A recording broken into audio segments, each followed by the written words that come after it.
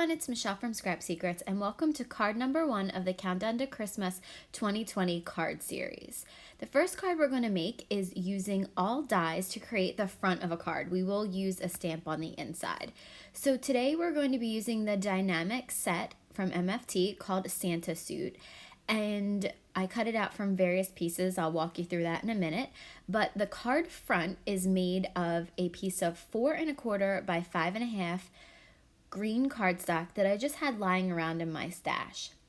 Now we're going to take some distress ink in Twisted Citron and just ink up the edges, because when the light hits it, I wanted the middle to be a little bit lighter than everything else. I wanted the edges to be darker. So I'm just taking that ink with a makeup brush and just blending it on the sides and then kind of fading it out towards the middle. You can do this with distress inks, distress oxides, regular inks, whatever you want. You can even use Copic markers to create a little bit of shading and depth and dimension. You want to do that on your die cut pieces to make them look a little bit more realistic and give them, like I said, depth and dimension. So I'm going to clean up the glass mat because, again, I'm a messy crafter like always. And now I'm just going to line up the piece and put on these 3 pieces of black strips of cardstock. Now we're going to be making the elf suit from the movie Elf, where Will Ferrell is an elf. And I wanted to make it as close to his actual suit as possible. And he has 3 black lines going down the front of his suit. So I wanted to show you again how you can take something that is called Santa Suit. So you would normally do it in reds and whites, like a Santa suit, but you can use it in other ways and you can create an elf look. So we're going to take those 3 pieces of cardstock, and again, these were just scraps from my stash, and I actually cut the middle one a little bit thicker than the other ones. I was just lining it up on the glass mat to try to figure out where the middle is. I don't think I got it exactly right, but again, it's handmade, and that's the beauty of it. It's never going to be perfect. I'm taking my large Zig 2-way glue pen and placing glue on the back of it, and then I'm going to glue down all 3 pieces.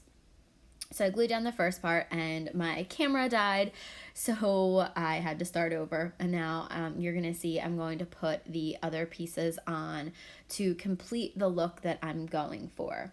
You don't have to do this part. This isn't part of the die set, but I wanted it to appear more like his outfit. So we're going to do that. I also took the buckle, are pieces of scrap gold, like shimmer cardstock, or like foilish cardstock. I got that from a pack at Michael's. They were $25 to a pack, and I did the buckle and then the little clip that goes on the buckle, and then the pieces of black cardstock are actually, again, more scraps that I had lying around in my scrap bins, and cut it out, and it just has a real nice like border on it. It looks like it's kind of like a stitch. And then you're going to put the buckle piece on top of it.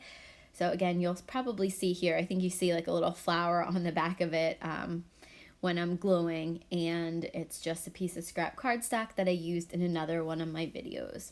So I'll glue that down, and then I will get ready to do the buckle piece. And like I said, I got that from Michael's, and it's a pack of 25, and it goes really far because I don't normally use this gold cardstock. The only thing is it gets fingerprints really easy, and because I had a little bit of glue on my hands, you can kind of see the fingerprints. So what I would do is I'm probably going to have to take a towel and just kind of buff out those.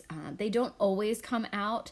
That's the one thing about using this cardstock, is your fingerprints pretty much get on there, and you can get most of them off, but not all of them.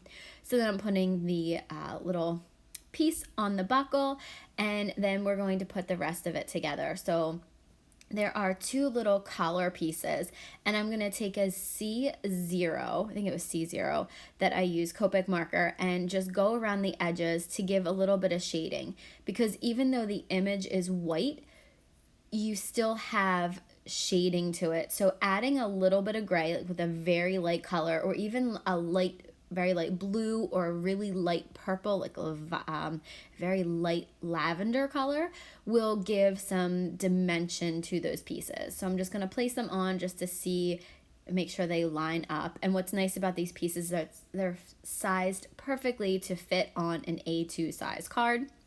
So I'm going to put some glue on the back of those and then put them on.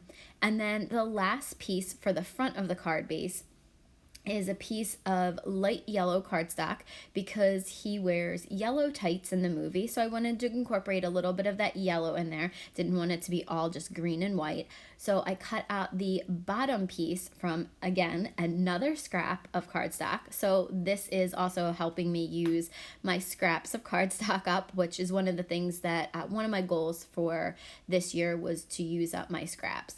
So that's the front piece. It was fairly easy to assemble. This card, the longest part was actually die cutting all of the pieces. So that was the part that took me the longest, and finding my cardstock. So now we're going to use this MFT stamp set that says Merry Elfin Christmas. I thought that was very appropriate for the inside. Now you can mask this off, but I found that it's pretty easy to differentiate between the words. There's kind of good spacing between. And then I used 2 colors of MFT ink, and I can't see what that one is. I apologize. That was a red. I'll put the actual name of it down in the comment section, or not the comment section, the more information section, so you guys will know what it is. I think it's Electric Red. I think that's what it was called. It was a free gift from one of my stamp purchases. And obviously I didn't do a great job of inking that up. You can see I kind of got some of the elfin, like the L and the F. I inked that up a little bit, but once I use the green, you're really not going to be able to see it. So I inked it up twice. My paper does move. That stamp, for some reason, is super, super sticky, and it didn't want to let go of the paper that was underneath. The paper is also thin. I probably would have used a thicker card base. I used just a piece of Michael's Recollection cardstock, which is like the 65-pound. I probably should have used the 110 for the card bases, but again, I was just experimenting.